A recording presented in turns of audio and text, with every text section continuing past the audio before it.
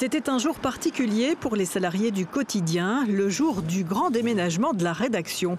Le bail au Chaudron s'achève le 3 juillet. La première partie des bureaux administratifs et commerciaux a donc été transférée dans les nouveaux locaux samedi. Hier matin, c'était au tour des journalistes de faire leur carton. C'est un peu compliqué ce matin parce qu'on est entre deux locaux et pourtant il faut quand même arriver à faire un journal demain. Donc vous voyez, avant de déménager ce matin du Chaudron, j'ai rédigé mon chemin de fer de l'édition de demain et puis je vais le terminer cet après-midi en version numérique dans nos nouveaux locaux. Et le but, c'est que les lecteurs trouvent leur quotidien demain matin. La désinstallation des ordinateurs, le reparamétrage des connexions ont été particulièrement délicats et l'équipe a dû s'adapter. Ça fait 3 mois qu'on fait un journal dans des conditions très dégradées.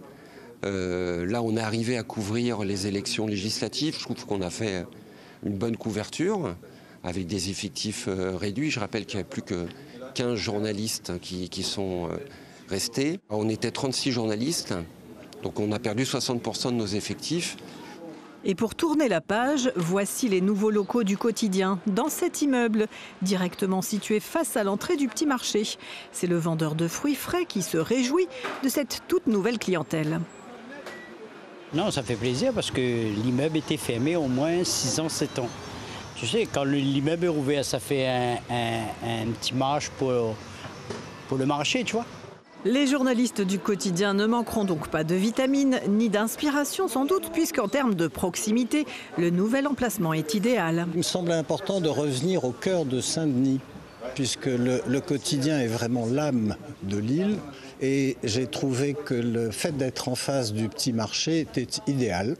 C'est pour ça qu'on s'est installé ici. Comme vous le voyez, au rez-de-chaussée, on met tout ce qui est commercial et marketing.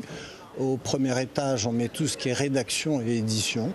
Et on est ravis d'être là parce que finalement, le déménagement d'un journal, c'est une étape. Première étape était de changer d'imprimeur, ce qui a été fait. Deuxième étape, c'est maintenant de changer de localisation et de bureau. Et il nous restera la troisième étape, qui est le renforcement de l'offre éditoriale et qui lui permet d'être le premier journal des Réunionnais. C'est donc en centre-ville que s'écrira l'histoire et que débute la nouvelle vie du quotidien.